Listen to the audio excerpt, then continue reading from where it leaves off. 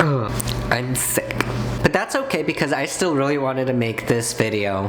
What I wanted to talk about today was how when you enter this whole new world of recovery and sobriety and 12-step programs and things like that, we have a different kind of language, we have our own terms. It's really confusing, but it's actually really cool at the same time. However, this video is not going to be on the different language of sober people. I kind of wanted to go into the dating aspect of sobriety and recovery and what it means to date in the rooms and what it's like to date a normie.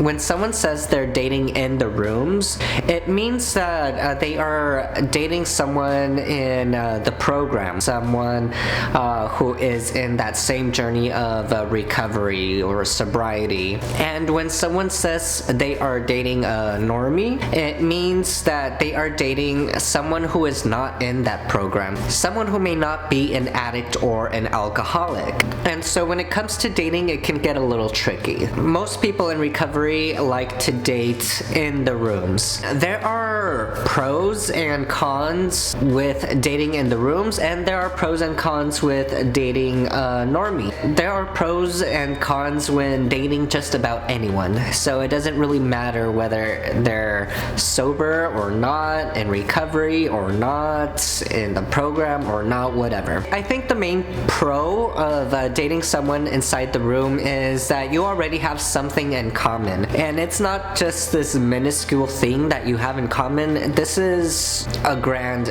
aspect of your life that you both share, so you both can have that kind of understanding of what it's like to live with a substance abuse disorder and what it's like and how tough it is to recover from an addiction. Their recovery is their foundation. The cool thing about this is that you get to watch each other grow as you are both progressing in your sobriety and both growing through this recovery process. You get to watch one another be able to do that, and I think that's super amazing. Another cool thing is that you are able to attend meetings together, which, you know, for some of us, meetings can be a little scary and a little difficult, and having that comfort of having your partner with you could make the experience of going to meetings a little better. Now, this is what I feel the cons might be of dating inside the rooms. I feel that maybe sometimes recovery might be the only thing that you have in common. Yes, this is a bonding experience that you're both going through, but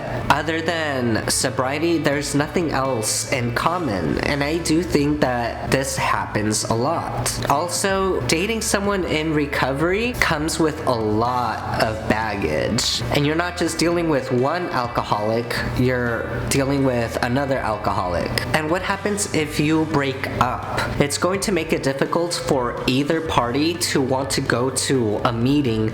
They don't want to run the risk of seeing their ex there. What about when it comes to dating a normie? And again, a normie is someone who may not be an addict or alcoholic.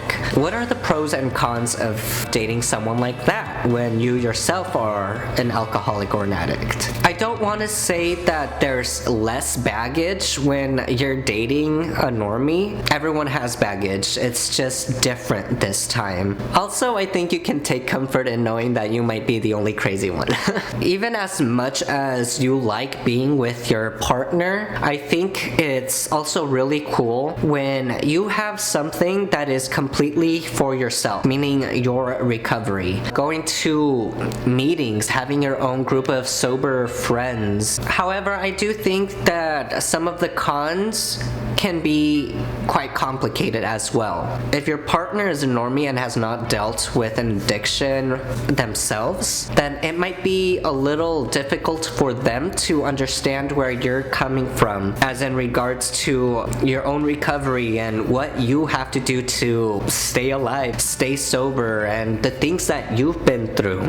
Are they able to accept your baggage? But one important thing that you do have to understand is that it it really isn't your job to make your partner understand. Your main job is for you to keep recovering and keep on this journey.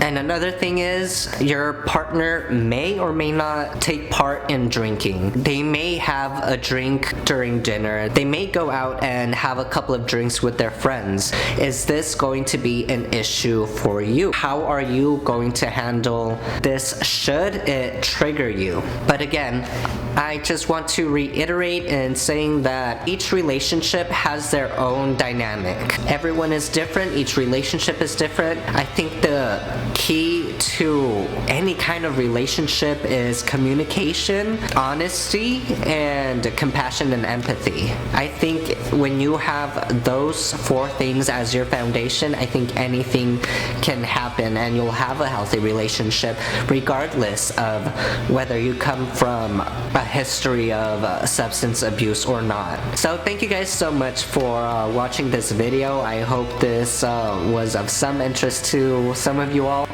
and I hope you guys have a great rest of the day. I'll see you guys later. Bye.